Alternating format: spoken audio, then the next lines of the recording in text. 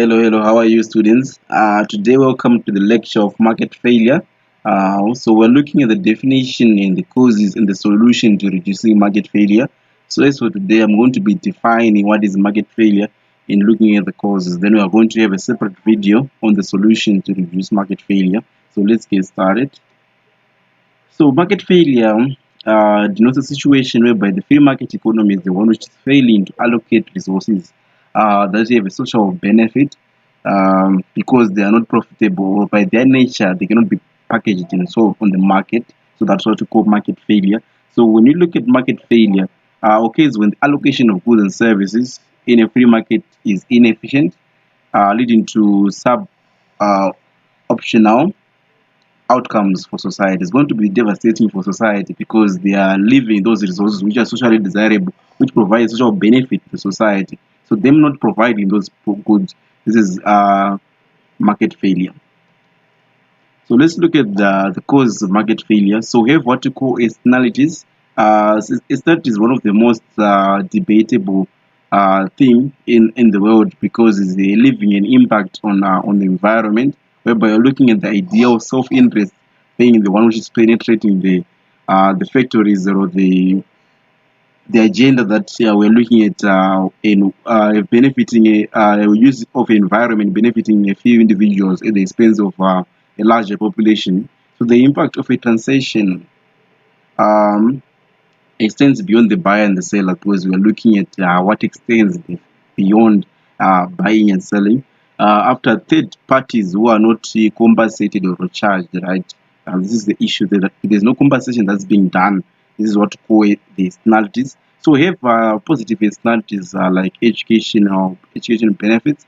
Then we have what we call negative externalities such as pollution can lead to market failure. Because the positive externalities are good because you are educating and adding value on our people. But when you look at the negative externalities themselves, they are adding, such as pollution is having a devastating effect on the livelihood of the people and even the environment itself because we're looking at the environment being finite in supply and us continuously polluting that environment. We're not going to have another environment than that one. So that's how we end up having negative externalities, which are not being compensated and are not being charged for at the correct tax that they're supposed to be charged for, like the pollution tax, they're not being effective. So let's look at the example of externalities that we have here. We're having a new car manufacturing plant. You see that it's providing 5,000 new jobs, people in a local area, which is good, creating employment. But we look at that, it's found wealth in creating huge amount of demand for local business. We enjoy high profits, which is a positive externality because they're enjoying high profits. But that then comes the negative externality now. The factory is a huge industrial complex and emits large amounts of toxic gases. This is affecting the environment in a devastating way. This increased pollution results in the local area suffering from a permanent has of negative externality. You see how negative externalities are being brought about. Then you have what you call public goods. These are the goods which are non-excludable, non-rivalry, which is non-rivalrous, like national defense and clean air can face underproduction in the market because individuals may enjoy the benefits without paying for them. So this is the issue that we have a market failure whereby individuals just enjoy them by they don't enjoy the benefits but they don't pay them without paying for them. So the issue is that these goods are not going to be provided by the free market system because they are not profitable because they benefit everyone without them having any contribution because they have what you call the free rider problem whereby anyone just enjoy the street lights, the public parks, the drainage system. They just leave dump waste everywhere. You see, this is national defense. The soldiers are going to be protecting the sovereignty of a state, even the the individual in that country are not paying for them. So this is the issue of public goods, how it causes market failure. Because these goods are socially desirable, but they are left unproduced by free market economy, causing market failure. Then we have imperfect information. Information is very important because we're looking at the idea that even consumers right now are consuming harmful products without having the information, which means there might be asymmetrical information whereby the individuals are choosing to ignore the information whereby it's available or the information is not being shared equal amongst both parties. So we're looking at if buyers and sellers lack complete information about a product or service, they may make sub-optional decisions leading to market failure. Whereby we are talking about smoking cigarettes, they might not mention the harmful impact of causing lung cancer. Then that's imperfect information at the heart of this market failure. You see, so this way by information is not being shared equal among both parties. So we're looking at imperfect information. Both the producer and the consumer they require complete information is there to make efficient choices, and this is about what to buy and what to supply to the market. So imperfect information is another cause of market failure.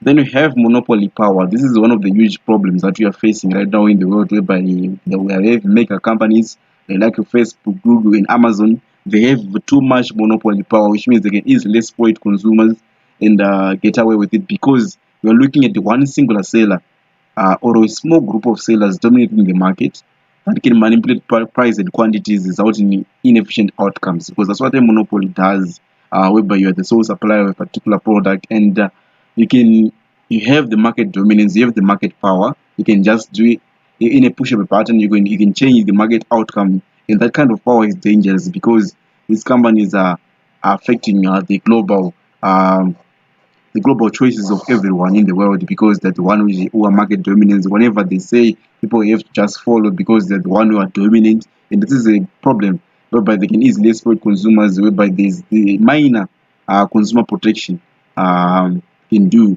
in tapping that monopoly power.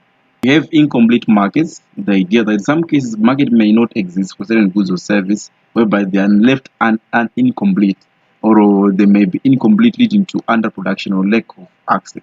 So this is whereby we are seeing the idea that we are having incomplete markets for merit goods, the goods which provide a positive benefit if consumers are having the full information of those products. That's of those goods and services. That's what is happening. The idea that incomplete markets is another source of market failure because markets are left incomplete for merit goods which have a positive externalities, and they are providing markets for demerit goods which have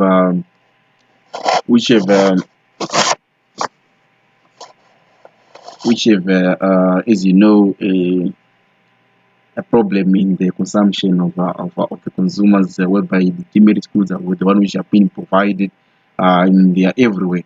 And as you know, they have negative externalities in their consumption. Then you have income inequality. This is an issue, the unequal distribution of income, whereby we are having 1% of the people dominating over 60% of the global wealth, in the rest of the 40%. The rest of the 99% is led to share the 40% of the global wealth, which is a very important phenomenon where you cause of market failure, whereby we are having lack of access of inadequate demand for certain essential goods and services because they don't have the income to purchase certain goods and services that contributing to market failure because they don't have access to proper decent jobs because of unequal distribution of income, whereby one person is the one which is owning most of the global wealth. Then he is only one. The few individuals are the only one who have access to most of the basic goods, the essential goods which are available on the market, which is a very uneven society whereby we are having income inequality, whereby the gap between the rich and the poor is over widening. Then we have regulatory capture. This is whereby we're looking at the idea that regulation, where regulating agents are influenced or controlled by industries that are supposed to regulate it. This way, by even the regulator maybe might be have worked in that particular industry, or might have interest in that particular industry, or might be a shareholder, you don't know. So this is an issue whereby we are leading to inefficient outcomes and market failure because they're not going to be charged the proper tax because of corruption, rolling out registration and rolling it back up. This is all in line with the idea of influence. So we're having the regulator not actually charging the amount of tax that is required to match the efficient outcome of the amount of pollution or industries is causing to the environment resources. We are looking at resources like clean air and fisheries, which are diverse but not easily exploitable, can be overused and depleted due to a tragedy of the commons. Tragedy of the commons, we are looking at the few individuals who have the market dominant power are leading to market failure. We look at the idea of public goods, private goods, finite supply, whereby these goods will be finite in supply, but they are benefiting a few individuals. Then we have our summary on market failure, whereby we are saying that addressing market failure often requires government intervention. We need the government to intervene, because if the government doesn't intervene, then the market failure is going to continue to rampant at a large level that we can't even regulate, or we can try to tax, or we can try to reduce it. It will be very difficult. So we're looking at the through regulatory policies, taxation and subsidies, or the provision of public goods to create the efficient allocation of resources and promote overall social welfare. And I also have a practice question for you that you can do. Just write an essay about what is market failure. You get your 10 marks. So thank you so much, and I'll see you in the next video.